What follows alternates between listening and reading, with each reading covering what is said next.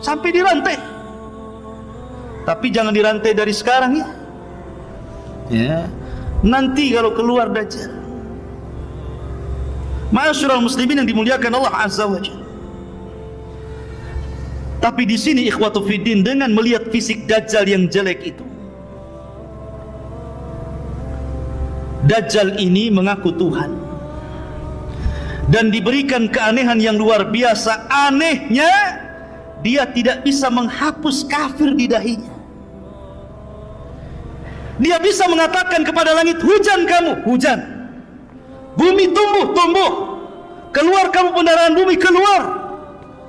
Setiap datang ke sebuah desa, kalau mereka mau beriman kepada Dajjal, disuburkan, ternaknya digemukkan, kemudian makannya dicukupkan, semua kaya. Tapi dia tidak sanggup menghapus kalimat kafir. Dia tidak bisa menyembuhkan matanya. Dia tidak bisa menyembuhkan kedua kakinya yang bengkok.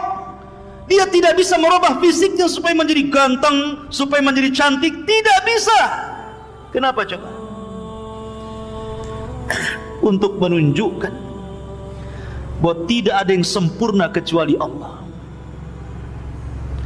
Untuk menunjukkan bahwa tidak ada yang paling sempurna kecuali Allah. Dan itu menunjukkan akan keagungan dan kebesaran Allah Subhanahu wa ta'ala. Sehebat apapun makhluk, sesakti apapun makhluk, seluar biasa apapun makhluk, tidak bisa menandingi kekuasaan Allah, kemuliaan Allah, keagungan Allah. Maka siapa yang ingin mengagungkan Allah, lihat kekurangan makhluk. Lihat kekurangan makhluk. Kalau anda ingin mengagungkan Allah, lihat kekurangan makhluk. Baik makhluk itu orang baik, ataukah makhluk itu orang jahat. Saya contohkan, Nabi SAW baik atau jahat? Baik.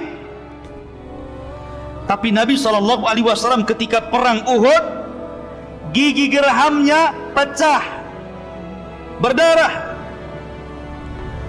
Kemudian serpihan helm perangnya nancap di pipinya dalam, sampai yang mencabut sahabat dengan giginya rompong.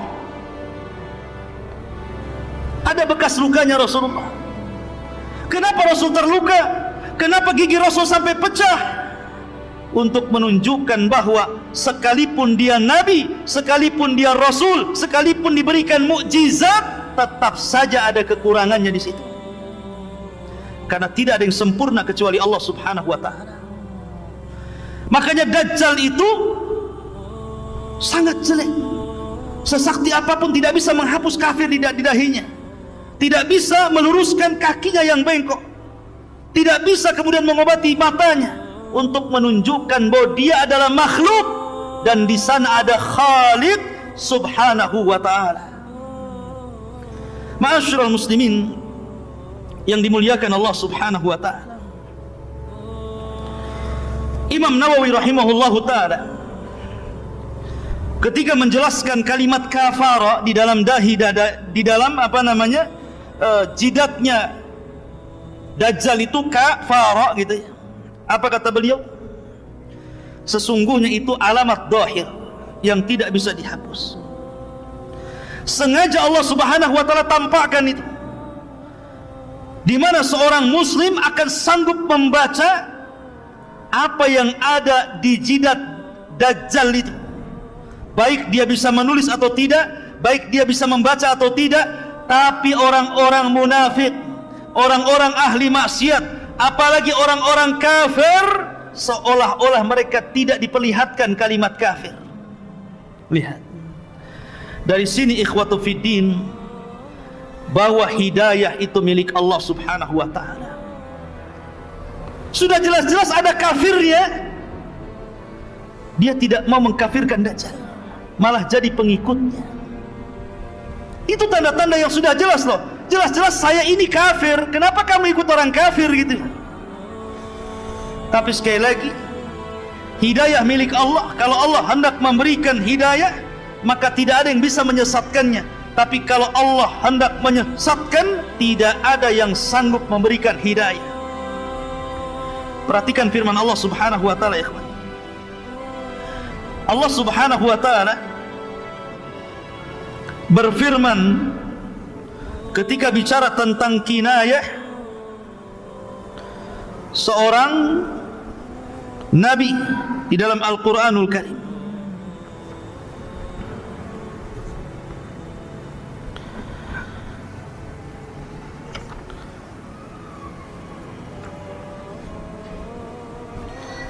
Allah Subhanahu wa taala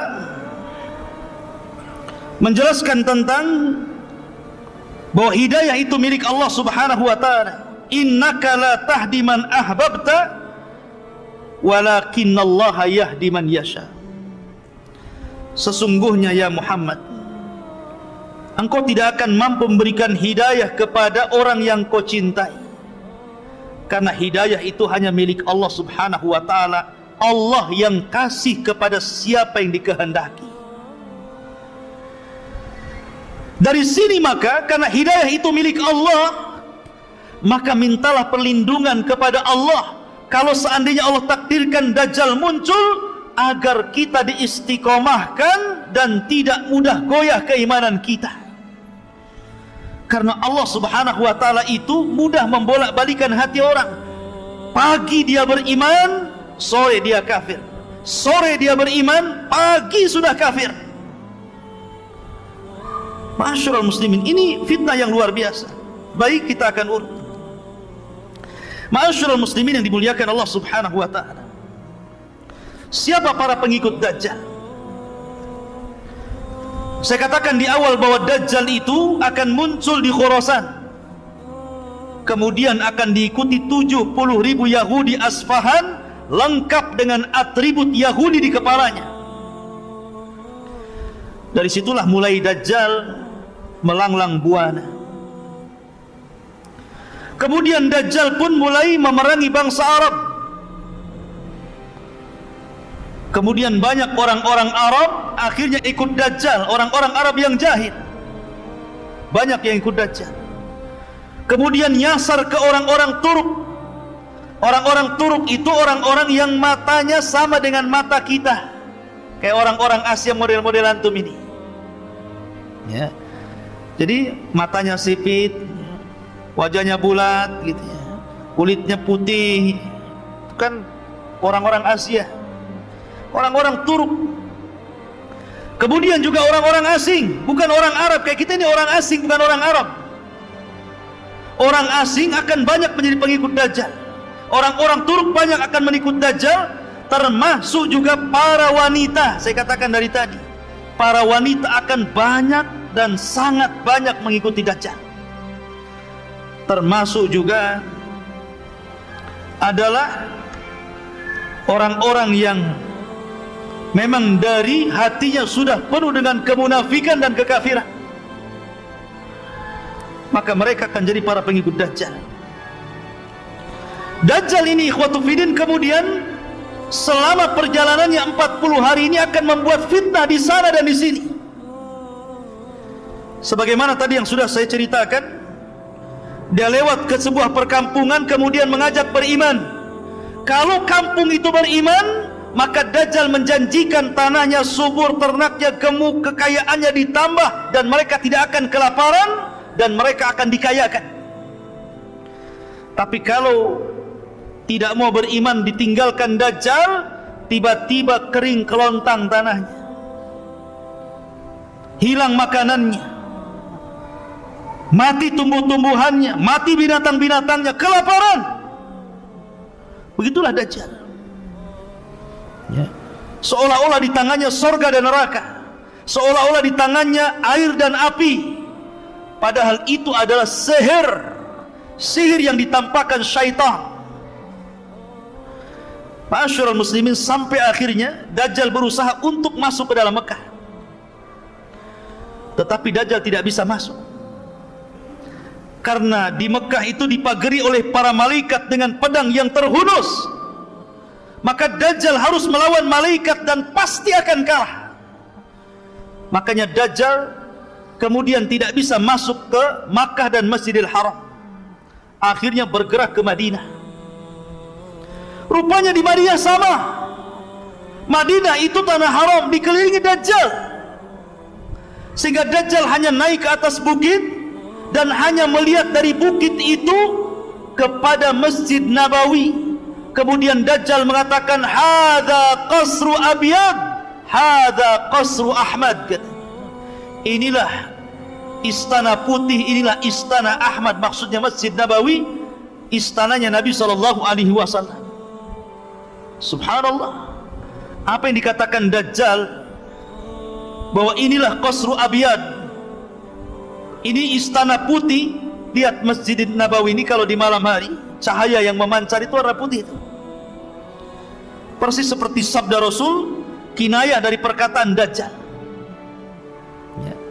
Karena Dajjal tidak bisa masuk Madinah, geram dia. Kemudian dia hentakkan kakinya 3 kali, maka dengan hentakan kaki Dajjal itu, tiba-tiba gempa bumi Madinah itu salasa rajafat, 3 kali gempa, bergegar bumi. Maka orang-orang munafik ketakutan, takut mati di dalam kota, takut terkubur dengan tanah. Akhirnya orang-orang fasik, orang-orang munafik keluar dari Madinah, dan mereka menjadi para pengikut Dajjal, kecuali orang-orang yang betul-betul kuat manhajnya dan akidahnya, kuat iman dan ilmunya, mereka tetap di dalam. Maka ini disebut sebagai gempa khallas, Rajafatul Khallas, artinya gempa yang memisahkan orang mukmin dan munafik. Pisahkan orang-orang munafik itu, dikeluarkan. Lah di tengah-tengah Dajjal sedang berbaris dengan pasukannya, tiba-tiba dari arah kota Madinah keluar anak muda. Anak muda ini tidak dikenal siapa dia. Kenapa muncul prediksi bahwa dia sudah lahir? Kemudian anak ini warnanya putih, kulitnya putih, dan dia mengatakan bahwa saya orang yang kelak akan dibunuh Dajjal. Khurafat. Tidak ada hadis yang mengatakan seperti itu. Bagaimana diprediksi anak itu bisa dikatakan anak muda yang akan dibunuh Dajjal, sementara hadis Rasul tidak menceritakan rumahnya di mana, siapa bapaknya, dari desa mana dia. Tidak ada. Hanya seorang laki-laki dari Madinah keluar. Anak muda yang kuat imannya, kuat ilmunya, kemudian mengarah kepada pasukan Dajjal, hampir dibunuh pasukan Dajjal. Tapi kata pasukan Dajjal, jangan dibunuh. Bukankah Tuhan kita melarang untuk membunuh orang? Biarkan dia yang membunuhnya. Maka kemudian mereka pun barisan terpencar. Anak muda ini jalan sampai betul-betul berjumpa dengan Dajjal. Ketika berhadap-hadapan dengan Dajjal, maka Dajjal mengatakan, atashhadu anni ilahun, maukah kau bersaksi saya ini Tuhan? Maka anak muda ini mengatakan, Mas, tidaklah menambah kepada aku kecuali pengetahuan engkau ini Dajjalun kadzab alladhi akhbarani Rasulullah, yang telah dihabarkan Rasul kepada. Akhirnya Dajjal marah. Dajjal mengambil senjata, kemudian dibelah anak muda ini tepat tengah-tengahnya, belah jadi 2. Kemudian Dajjal berjalan di pertengahannya itu. Di antara belah badan 2 itu, di tengah-tengahnya Dajjal kemudian jalan. Kemudian setelah itu Dajjal berteriak kepada anak buahnya, kalau sekiranya aku hidupkan anak muda ini, atashhadu anni ilahukum, maukah kalian bersaksi bahwa saya ini Tuhan kalian, ana rabbukum, saya Rabb kalian? Semua orang-orang mengatakan, ya, kami bersaksi Anda ini Tuhan. Maka oleh Dajjal pun dihidupkan anak muda itu, yang sudah terbelah 2 itu, berceceran darah ke sana kemari, tiba-tiba dihidupkan kembali. Ilmu apa itu? Rawa rontek. Bukan rawa rontek, ini di atasnya rawa rontek lagi ini. Ya. Ini ilmunya Dajjal, ilmu sihir.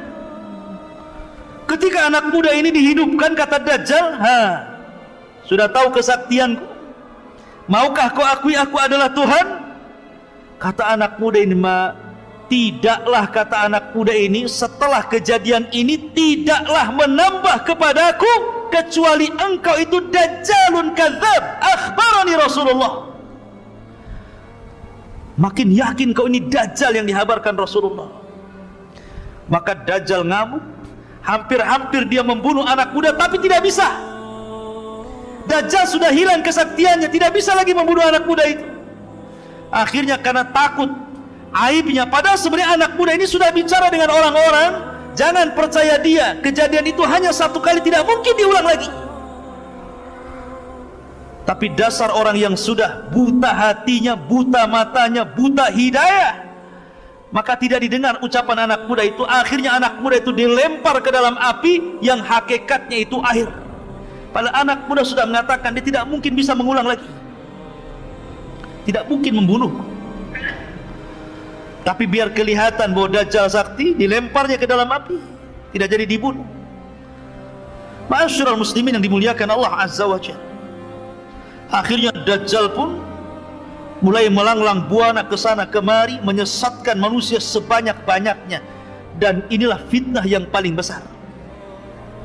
Nabi SAW bersabda, Allahumma la taj'al musibatana fi dinina. Ya Allah, jangan kau jadikan musibahku menimpa kepada agamaku. Dan dajjal ini fitnahnya soal agama, betul-betul disesatkan kita ini, dirubah agama kita ini. Makanya kenapa wajar kalau para nabi itu sangat memperingatkan umatnya tentang bahaya dajjal. Nuh mengatakan kepada umatnya, hati-hati dajjal, hati-hati dengan dajjal. Nabi Syuaib mengatakan kepada umatnya, hati-hati dengan dajjal. Nabi Saleh, Nabi Lut, Nabi Ibrahim, Nabi Musa, Nabi Isa, seluruh para nabi mengatakan kepada umatnya, hati-hati dengan fitnah dajjal. Termasuk Rasulullah. Termasuk Rasulullah. Nabi SAW sangat ketakutan, sehingga Rasul mengatakan kepada para sahabatnya, mundu khalaqallahu Adam ila qiyamis saati a'zam fitnah min fitnatil masihid dajjal. Sejak Allah ciptakan Adam sampai kiamat dibangkitkan, tidak ada fitnah yang lebih besar melebihi fitnah dajjal, kata Rasulullah. Akhirnya sahabat ketakutan lah, karena Rasul mengatakan seperti itu. Apalagi Rasul itu kalau cerita dajjal terus saja bercerita, kadang di mimbar Jumat, kadang di khutbah-khutbahnya, kadang ketika menasihati dalam peperangan, kadang ketika ngobrol, selalu bercerita dajjal. Gimana sahabat gak takut? Sehingga sahabat mengatakan, karena engkau selalu bercerita dajjal ya Rasulullah, hatta dhananna annahu fi ta'ifatin nakhli, sampai kami para sahabat menyangka seolah-olah dajjal itu sedang bersembunyi di kebun kurma Madinah.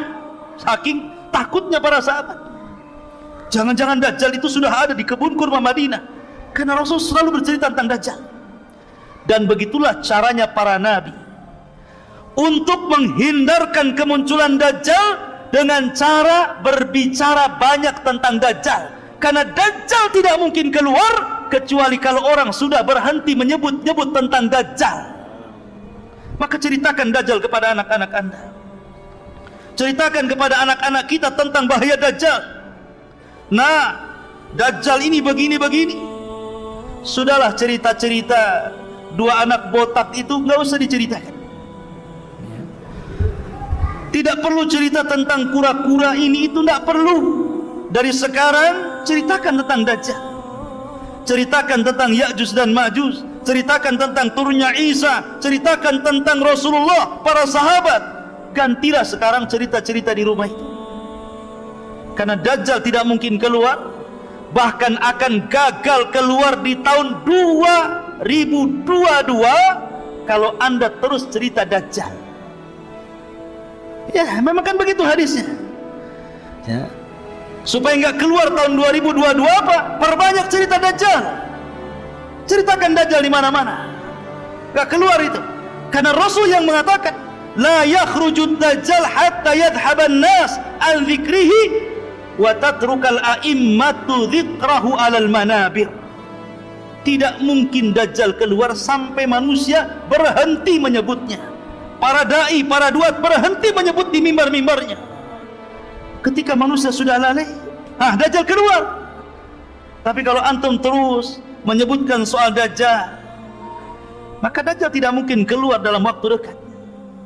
Karena masih banyak orang yang bercerita Dajjal. Ya. Ma'asyiral muslimin yang dimuliakan Allah Subhanahu wa taala. Dajjal ini sudah ada. Dan sudah ada di sebuah tempat. Tempatnya di mana? Allahu a'lam. Sekali lagi, kalau sudah dikatakan tempat, Allahu a'lam, jangan diprediksi. Karena Nabi SAW ketika ditanya soal tempat, apakah di laut Syam? Oh tidak, di laut Yaman. Apakah di laut Syam? Oh tidak, di laut Yaman. Kata Rasul, oh tidak, bal min kibalil masyriq, ma huwa min kibalil masyriq, ma huwa min kibalil masyriq, kata Rasulullah. Oh bukan laut Syam, bukan laut Yaman, tapi sebelah timur, sebelah timur, sebelah timur, tanpa menyebut di mana pulaunya. Pokoknya sebelah timur. Karena hadis yang ada, hadis yang sahih, sekali lagi, Dajjal akan keluar pertama kali di mana? Di negeri yang banyak orang Syiahnya, Iran, Khurasan, dan akan terbunuh di negeri yang banyak Yahudinya, Babil Lud, dekat Baitul Maqdis, bertepatan dengan Israel. Ya. Ma'asyiral muslimin yang dimuliakan Allah Azza wa Jalla. Ada hadis yang sangat bagus kalau cerita tentang Dajjal. Hadis Tamim ibn Aus Ad-Dari.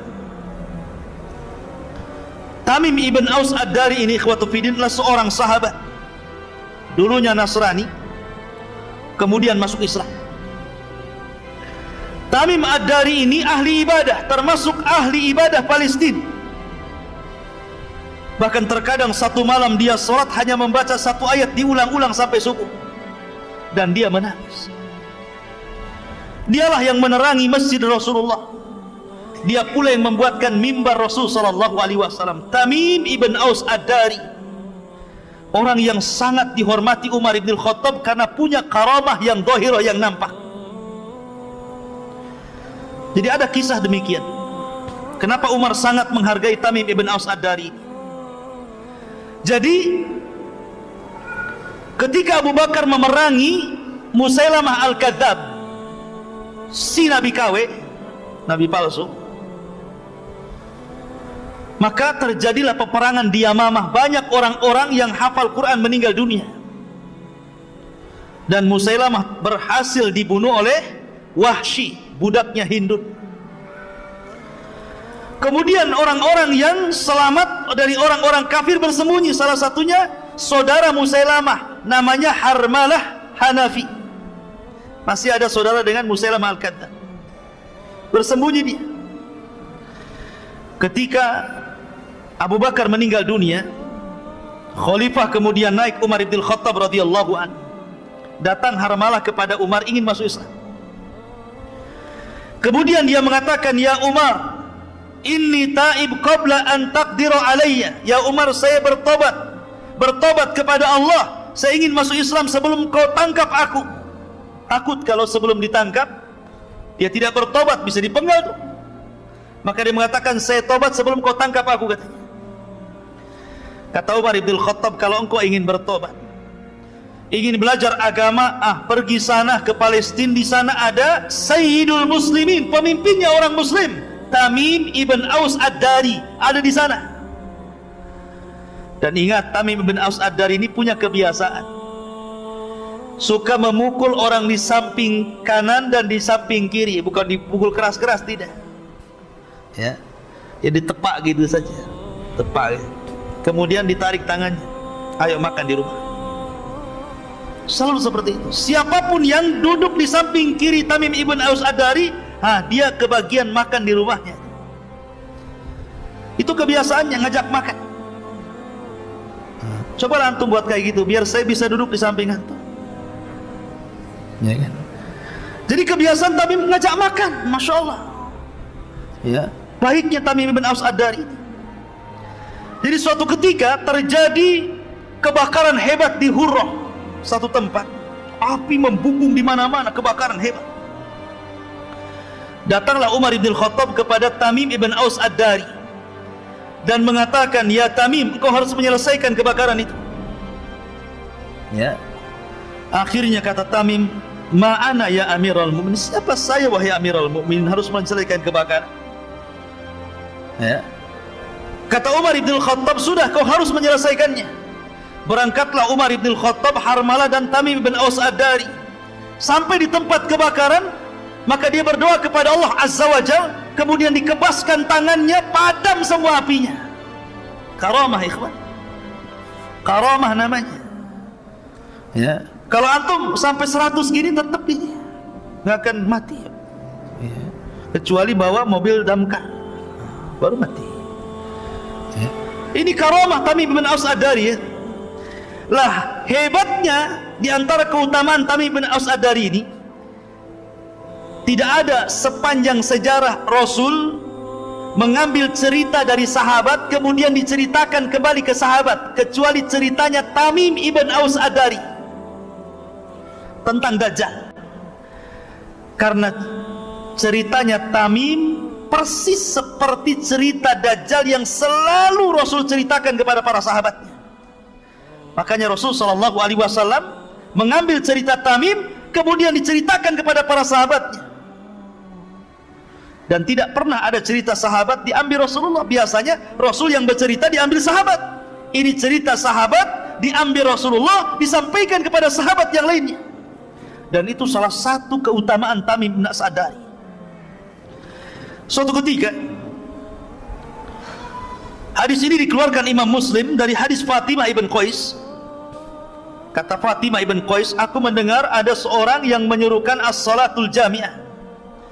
Kalau ada seruan as-salatul jami'ah, berarti ada sesuatu yang penting yang harus hadir di masjid.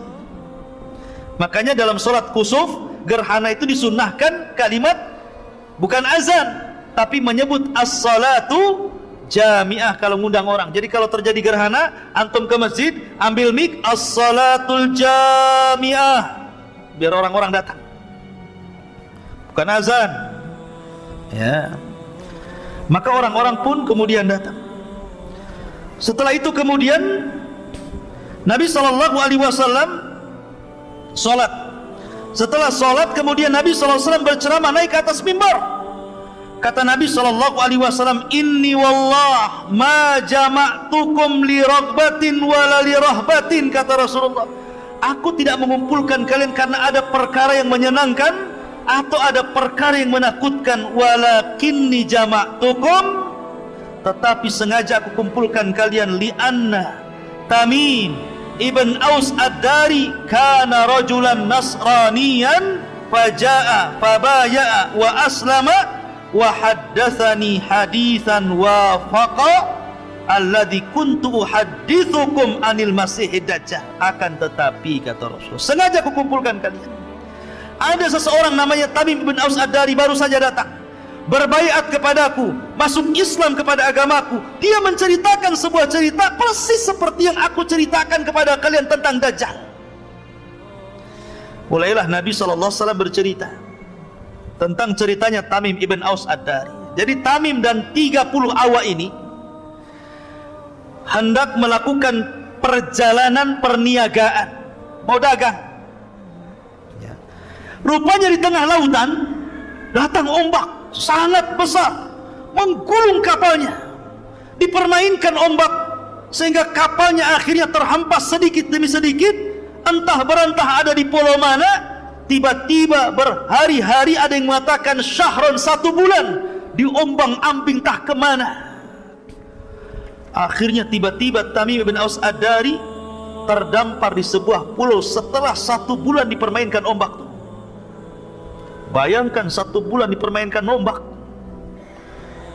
ya. Bahkan mereka sudah membuang semua isi perahu biar enteng, biar tidak berat, sehingga mereka mengalami kebangkrutan. Ma'asyiral muslimin, setelah itu sampailah di sebuah jazirah, sebuah pulau apa yang jelas bukan Pulau Socotra. Wallahu a'lam. Entah berantah, pokoknya pulau selesai. Hadisnya bilang pulau-pulau. Ya. Kemudian setelah itu mereka dikejutkan dengan binatang yang tidak jelas mana kubul mana dubur, berbulu dari atas sampai ke bawah.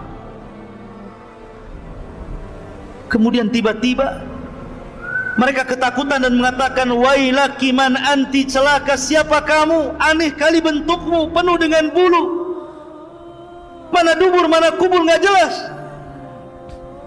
mana laki-laki mana perempuannya nggak jelas gitu.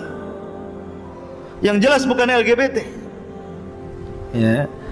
Pokoknya binatang yang berbulu, penuh dengan bulu. Wailaki man anti, celaka kamu siapa kamu. Tiba-tiba binatang itu bisa bicara, loh, bayangkan. Ana jassasa, katanya. Saya jassasa. Luar biasa ya, Pak. Kalau antum nemui makhluk di hutan tiba-tiba bisa bicara, tak lari ke birit-biritan. Ya. Karena ini ketakutan Tamim bin As-Sadari ini, bertanya lagi, man jassasa, siapa jassasa? Jassasa diambil dari jasus, artinya mata-mata Dajjal. Tetapi jassasa ini tidak mau banyak berdialog dengan Tamim dan 30 awaknya. Dia hanya mengatakan, intaliqu, pergilah kalian, intaliqu, pergilah kalian, ila hadar rajul alladhi fid dairi fa inna ila khabarikum bil ashwaq. Apa kata binatang ini? Sudah, kalian pergi saja ke sana. Di sana ada tempat ibadah, dair, tempat ibadah yang sudah lama, sudah ditinggalkan penghuninya. Di situ ada laki-laki yang sudah lama merindukan kalian. Kaget dia, kenal pun tidak, tiba-tiba dibilang merindukan kedatangan kalian. Akhirnya karena ketakutan dan penasaran, masuk juga ke dalam hutan. Rupanya ada tempat ibadah besar kayak masjid gini, tempat ibadah umat Islami. Kalau dair itu tempat ibadah Nasrani, gereja lah gitu. Dalam hutan tiba-tiba ada orang yang sangat besar dan dirantai.